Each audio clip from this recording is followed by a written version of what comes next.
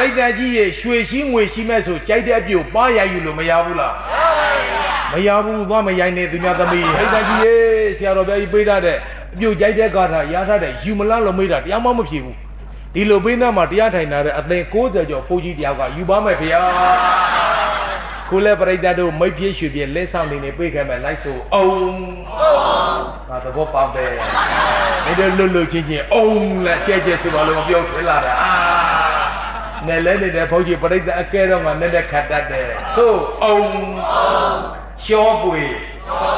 ငေါပွေအပြိုက်ပြိုအဲ့ဒါပဲအပြိုကြိုက်တဲ့ခါတာလိုက်ဆိုရအောင်ရှောပွေရွှေဘောငေါပွေငွေဘောအပြိုက်ကျိုပရိသတ်ကြီးရဲ့ရွှေရှိငွေရှိမဲ့ဆိုကြိုက်တဲ့အပြုတ်ပါရယူလို့မရဘူးလား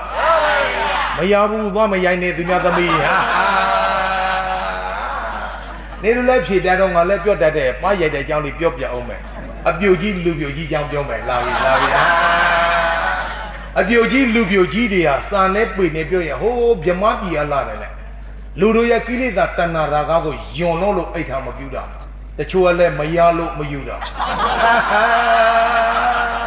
တခါကြီးမရလို့ပြတော့ကောင်းကြီးဒီစကားပြောတာကိုဒနုပြုမျိုးနဲ့မှအပြုတ်ကြီးတရားရှေ့ကနေထားပြတယ်သွေးထွေအောင်မှန်ပါတယ်ဗျာတဲ့ဒါလည်းအပြုတ်ကြီးယောဂတစ်မျိုးငါဘောတော့နားလည်လားမလဲလဲအပြုတ်ကြီးဆိုတာတာမန်ဖြစ်သွားတာမဟုတ်ဘူးပဲအရင်သမားတွေရီးစားထားဖို့အိတ်တာပြဖို့လိုက်ရွေးတာလေအရင်တယောက်ထားလိုက်ရွေးလိုက်အရင်သမားတွေလိုက်ရှောင်လိုက်အရင်သမားတွေလိုက်ရှောင်ရင်နဲ့အပြုတ်ကြီးဖြစ်လာတယ်ကဲနောက်ဆုံးတော့မရတဲ့ဟာအိတ်တာပြမတော်မဲ့ဆိုပြီးတော့ဖုတ်ကြီးလူထွေးလိုက်ရှာပါလေရော